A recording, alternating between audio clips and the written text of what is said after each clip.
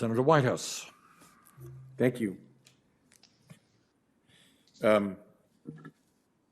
Mr. Holtz-Eakin, you say in your testimony that now is a terrible time to raise the minimum wage.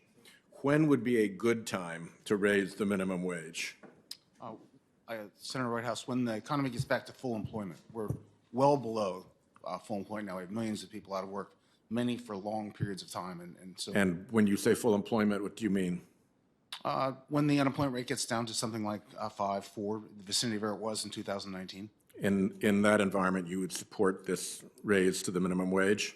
I wouldn't support this raise to the minimum wage. I think the issues of difference in cost of living. You would support some raise to the minimum yes. wage? You say that the consequences of this minimum wage increase will be negative employment effects, i.e., if we raise wages, we lose jobs, correct? I'm worried about that, yes. Is the corollary of that also true, that if we lower wages, we will gain jobs? In some cases, yes. And if you follow that out to its logical conclusion, if we paid no wages and lived in an economy of indentured workers, we would gain even more jobs still. No. The way to raise wages is to have strong economic growth. At the end of 2019, we had record low unemployment across the labor force, particularly in some of the pockets that typically had high unemployment. We saw wages rising rapidly, especially at the low end. I think the thing to be concerned about here, I'm just trying to figure out what your principle looks like as you describe it. Your principle as you describe it is that if we raise wages, we lose jobs. If we lower wages, we gain jobs. And I don't know why that doesn't lead to the natural conclusion that the lower the wages, the more the jobs. So the question is... other than that you don't like that end result. The question is, what kind of a mandate do you want to place on the private sector? Wages will rise with growth. There's no question. We've seen that. That's the best way to get raises, is to have strong economic growth, rising productivity, increasing standard of living. It's a basic recipe that's made the United States the largest, strongest economy the globe's ever seen. Do you agree that there should be a minimum wage? This is different. This is imposing a mandate on a business that does not have any additional income. So you're just transferring income. There is no rising wages. There's not additional output, additional income. I guess I'm trying to figure out where the bottom point is for you.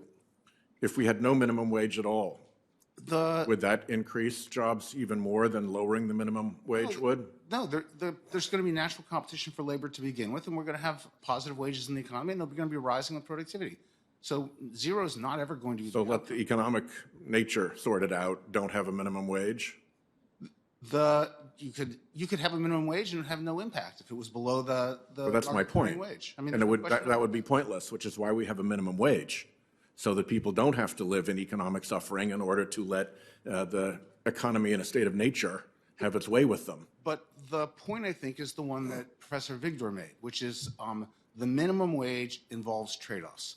You will take away opportunity from the less skilled, the least educated, and the youngest, the teenagers, to raise the standard of living. I will concede that there are trade-offs. Yes. And I think that the simple conception that if we raise the minimum wage, that'll cost us jobs, misstates the nature of that trade-off and misunderstands the suffering of people who are living in an unsustainable way, in an undignified way on the existing wages. And that factor, I think, belongs in this calculus, and particularly highlighted by your concession that by your own analysis, if we were to lower the minimum wage, we'd gain jobs. But even you aren't arguing that. My concern is exactly the same as yours. Those who are most likely to have their hours cut, not get hired, are the least skilled, least experienced, least educated, and most in need of help. And this move would make them worse off, not better. Well, I doubt that in a state of economic nature, those people are going to be well taken care of in our economy. Thank you.